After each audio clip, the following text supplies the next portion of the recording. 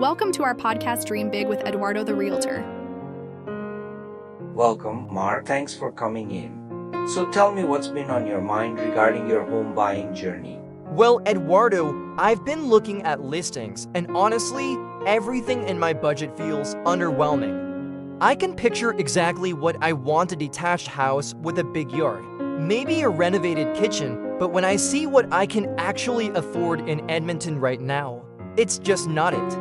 It feels like I'd be taking a step backward from my current rental. I understand completely, Mark. It's very common to have a clear vision of your ideal home. It's exciting to dream big. But let's explore those feelings of being underwhelmed and the idea of taking a step backward. What is it specifically about the properties within your current approved budget that doesn't align with your expectations? I guess they're smaller, maybe need some work, and they're not in the neighborhoods I was hoping for. My rent is for a decent condo downtown, and the places I can afford feel like they're further out or just less appealing overall. It sounds like you're comparing your current living situation, which you've already settled into, with the initial offerings in a different stage of life homeownership. That's a natural comparison. But let's consider what you're currently investing in versus what you could be investing in. Right now, your rent payment is primarily benefiting your landlord, correct? Yes, that's true. And how does that make you feel? Honestly, it feels like I'm throwing money away each month. I'd love to be building something for myself.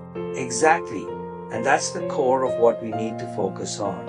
While the initial house you can afford might not be your ultimate dream home, it's a powerful vehicle for wealth creation. Think of it as your first investment in your future. You'd be shifting from paying someone else's mortgage to building equity in your own property right here in Edmonton. I get that in theory, but it's hard to get excited about something that doesn't feel like the one. I hear you. It's about adjusting our perspective slightly. Instead of seeing it as settling, let's see it as strategically positioning yourself. This first home, even if it's more modest than your vision, becomes an asset. As you pay down the mortgage and the Edmonton market hopefully appreciates, you're building equity, real financial leverage. This equity can then be used as a larger down payment for that dream home you envision in the future. So you're saying this isn't the final destination, but more of a launch pad? Precisely, it's about starting the journey. It's about getting into the market, learning the responsibilities and rewards of homeownership, and strategically growing your financial foundation. Plus, while you're building equity, you'll also continue to develop professionally, potentially increasing your future buying power. That makes a bit more sense. So, even if it's not my ideal neighborhood right now, the financial benefits outweigh staying in a nicer rental? In the long run, absolutely. You're essentially using your monthly housing costs to invest in yourself instead of someone else. And think about the potential savings you could accumulate for that next step.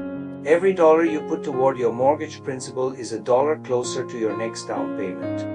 I'm starting to see the logic.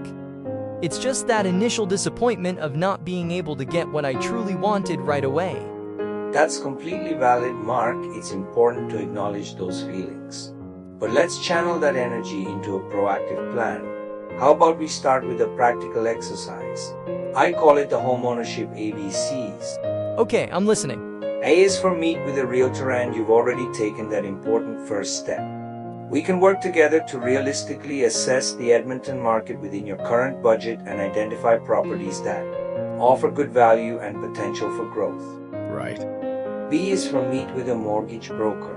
This will give us a clear picture of your current buying capacity, including your pre-approval amount and understanding all the associated costs. Knowing your numbers is crucial for aligning your expectations with reality. That's probably a good idea. I only have a rough estimate right now. Exactly. And C is for draw a plan where we match our capacity and our expectations. Once we know your financial capacity from the mortgage broker, we can revisit your expectations and identify realistic first steps. This might involve looking at different types of properties or neighborhoods you hadn't initially considered. We can create a roadmap outlining how this first purchase can lead you toward your ultimate housing goals. Default. So, it's about creating a strategic path, not just settling for something random? Absolutely. It's about making informed decisions that set you up for long-term financial success and bring you closer to that dream home just on a smart timeline. How does that sound, Mark? Ready to start with step B? Yes, Eduardo, that actually sounds empowering. Let's do it. Thanks for listening, and don't forget to like and subscribe for more content.